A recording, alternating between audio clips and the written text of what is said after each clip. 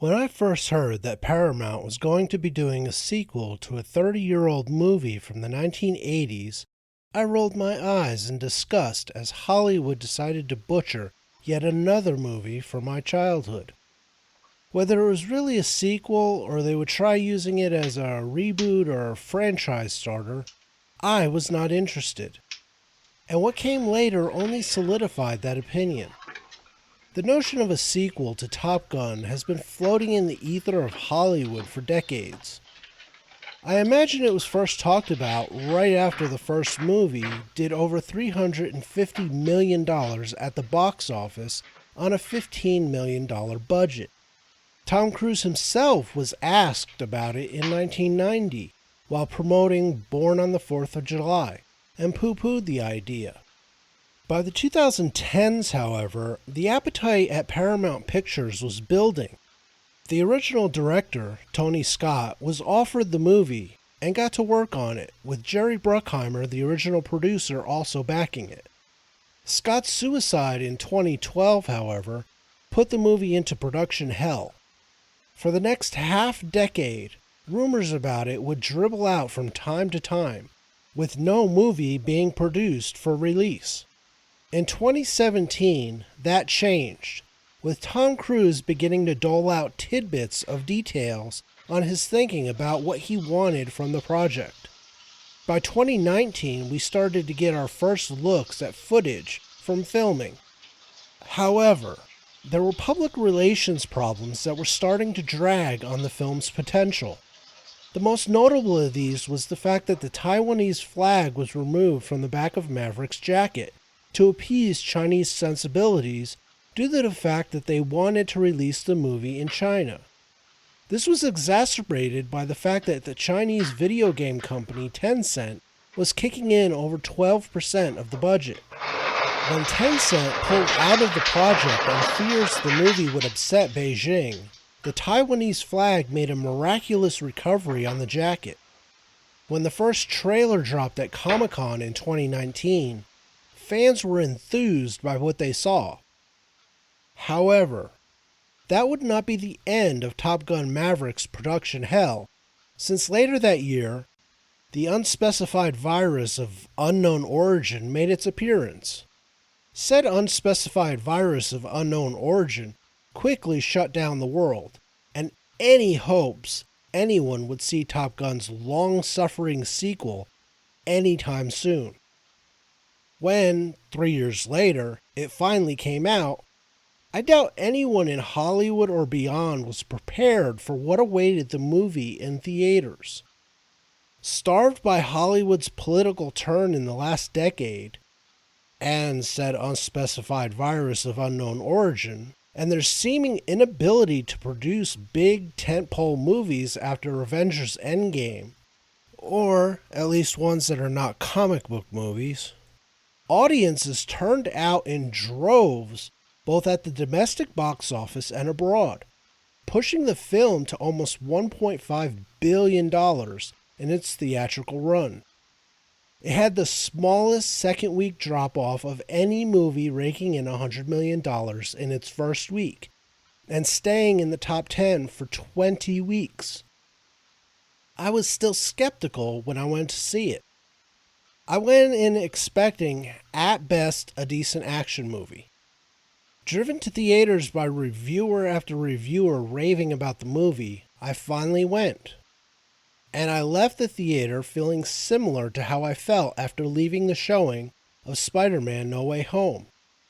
The exhilaration and spine-tingling joy after watching a movie designed to entertain the masses was one I had not experienced since the end of Avengers Infinity War.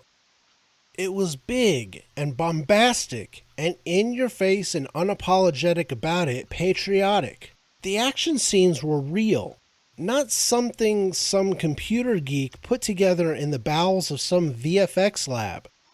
There were no noticeable green screens that made it feel as if the world the director was trying to bring to life was confined to a sound studio. And most important of all, it was a true successor to the original in every way. I was shocked at what I had seen. Long ago, when I first heard of the idea of a sequel to Top Gun, the quintessential 1980s patriotic action movie, I felt nothing but disgust because Hollywood has done everything in its power to make sure we no longer trust them with such treasures. What I failed to take into account was the absolute professionalism and care Tom Cruise brings to his craft. While not the biggest fan of Tom Cruise, especially during his meltdown phase in the mid-2000s and after, there has never been anything about his acting that made me think he was phoning in his performances. From the moment I saw Legend as a kid, I knew this was someone who cared about what he put on screen and did all he could to make you believe he was who he portrayed. And the dedication to getting things exactly as he wants it in his films cannot be questioned. Whether it requires him to cling to the side of the Burj Khalifa, or hang out of a plane while it takes off, or go through flight training as a jet fighter pilot, or jump a motorcycle off a cliff, he will do it if it makes the film look better and seem more authentic to the audience paying to keep him making movies. He is one of the last true movie stars left, an actor who can bring a film to box office success just by having his name in top billing. The Mission Impossible franchise is the greatest example of that. Top Gun Maverick is not a complicated story, which is probably why it succeeded where other films have gone up in flames on contact with the movie-going audience. It is the story of an aging warrior trying to keep in the game when most of his comrades in arms have long since hung up the sword. Maverick, now a captain, begins the movie as a test pilot trying to prove the viability of a top-secret spy plane that developers are trying to prove can break Mach 10. Naturally, there's an admiral, played by Ed Harris, trying to shut down the project in favor of unmanned drones with similar or better capability. Defying his superior's designs, he takes the plane up even though he has been notified the admiral is coming to decommission the project, probably ending Maverick's career in the process. Maverick being Maverick, he makes the Mach 10 goal, but keeps pushing past that. The plane explodes after Maverick has to bail out. The Admiral would love to can him, but Maverick has a guardian angel in the brass who has arranged for him to be assigned to a top-secret mission. They need him to train pilots to bomb a nuclear facility in an unnamed country. The twist is Goose's son will be among the pilots. There is, of course, a love interest in the story. An old flame of his that settled near the base and owns the local pilot hangout. That's it. That's the story. Now I could go through and give details and minutiae about this or that plot point, but that's all it boils down to. Maverick, the aging warrior, being asked to impart his wisdom upon the younger, cocky warriors who think they are the best at what they do. Yeah, the love interest angle added flavor to the overall plot, but you could have removed it and the movie would still have been great. It was a story about men, for the most part, and what they need to do to bond in the context of war and battle. I've already mentioned the technical aspects of the movie were some of the best in recent years, simply because they did it quote-unquote old school. Instead of setting up a bank of nerds at computers so they can add or subtract pixels to video, they actually filmed most of the shots needed for the movie. It was the actors actually in military aircraft. Military aircraft were actually flying. As a matter of fact, Paramount shelled out almost $12,000 a day to the U.S. Navy in order to use ships, aircraft, and pilots for the movie. With the excellent technical aspects came cinematography that matched its precision with beautiful shots and locations that simply take the breath away. Whether it was the shots of aircraft landing and taking off of the aircraft carrier, or it was shots of the planes zooming across the desert in the American Southwest, or it was shots of the planes maneuvering through the mountains on their way to their mission target. It was all gorgeous and stunningly framed. The acting matched everything else, with Tom Cruise leading the way as easily as he did back in 1986, if not more so. Jennifer Connelly was also very good. While I think I liked Kelly McGillis a little more in the original as Charlie Blackwood, Jennifer Connelly's Penny Benjamin matched well with an older Maverick, with Liliana Ray playing her daughter adding a slight comedic touch to the romance. Now, I am not a Miles Teller fan, and I haven't been since his breakthrough in the Divergent series. He made a terrible Reed Richards in the equally horrific Fantastic Four movie, and various other projects I have seen him in did not win me over. What began thawing me were the various parts of Whiplash I saw in which he stood toe-to-toe with an actor of the caliber of J.K. Simmons. Seeing him in Top Gun Maverick as Rooster blew me away and gave me goosebumps, no pun intended. Everything from the look to the way his body moved were ghostly images of Goose, and the interplay between him and Tom Cruise was very good. The redemptive arc the pair went on in this story was riveting. The other pilots being considered for the mission were largely forgettable, with the exception of Glenn Powell as Hangman, the antagonist to Rooster, and Monica Barbaro as Phoenix, who's largely only memorable because she was one of only two females and the one that was put more to the fore of the two.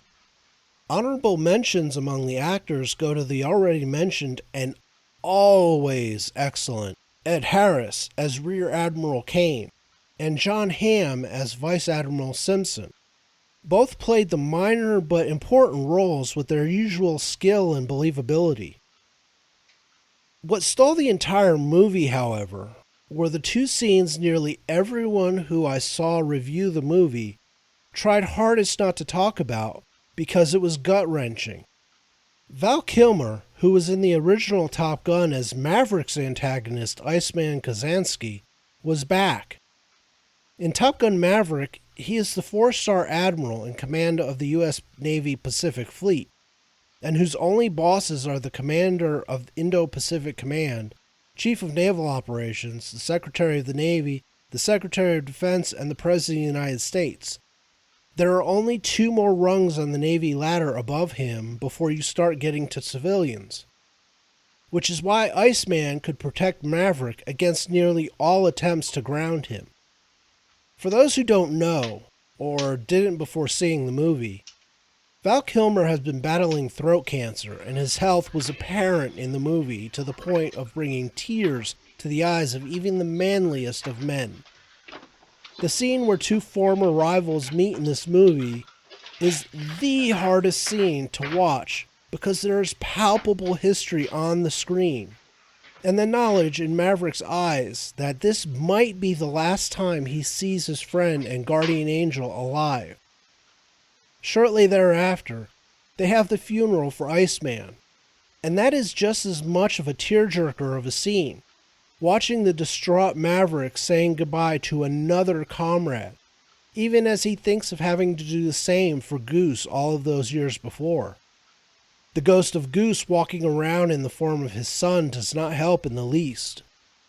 The real-life tragedy of Val Kilmer only made his appearance in this movie that much more poignant for those watching. The knowledge that the pain you see in Val Kilmer, the devastation the disease has caused in his body, is truly moving in a way that a mere performance would not be. To mention the writing and directing after slobbering all over the technicians and actors seems to be anticlimactic. As I said when I started, the story is a simple one, but one done well and carried through by actors on the top of their game. The director, Joseph Kosinski, mixed the simple story with great technicians and actors putting their craft on full display, and baked a $1.5 billion cake that pleased audiences in a way that probably has not been experienced since the first Captain America movie. It unapologetically put the US military front and center in a positive light, without the usual digs or dragdowns of either the US or the military you see in a lot of Hollywood movies on the subject. While there have been military movies that don't do that in the past decade or so, they are usually contemporary and focused on special forces fighting in dark places. Dark, depressing movies, if also completely awesome in their own way, like 12 Strong, 13 Hours, Lone Survivor, and Zero Dark 30. In bygone decades, there would be 2 or 3 movies a summer, like Top Gun, and they would usually feature the predominant bad actor on the global political stage. During the Cold War, it was the Soviet Union, or one of their misbehaving satellite states. During the 1990s, it tended to be rogue Russians or terrorist organizations. Terrorist organizations were the bad guy du jour throughout the 2000s. In the 2010s, however, a new global threat presented Hollywood with a problem, because Hollywood really liked taking money from them. As a matter of fact, Hollywood has become addicted to Chinese money, and the idea of upsetting the Chinese was suddenly something that simply would not be tolerated. It got so bad that the remake of Red Dawn, the classic what-if Cold War movie, was set to star China as the bad guys in the place of the Soviet Union from the original. But even by 2012 had Hollywood become averse to upsetting the Chinese money flow, and so the Chinese were swapped out with the ludicrous North Koreans, turning the movie from something that was intriguing to something that was plain farcical. Will Top Gun Maverick make Hollywood studio executives take the Chinese sex toys out of their collective anal orifices and realize that they don't need China, and kowtowing to China is actually hurting them? No. Don't be silly.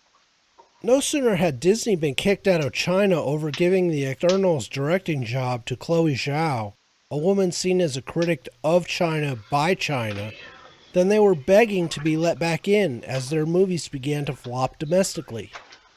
Hollywood is resistant to seeing itself reliant on the American audience, since many of them consider themselves artists and above consideration of money, until it is time to buy a new mansion or yacht. Others simply see themselves as above the little people who actually like militaristic and jingoistic movies like Top Gun. Or so they think. Which brings me back to my shock when Top Gun Maverick was nominated not only for Best Picture, but 5 other categories. Personally, I think Top Gun Maverick and Avatar: The Way of Water were only nominated to bolster that ratings problem I mentioned in my prologue Oscar video, which I will link in the description.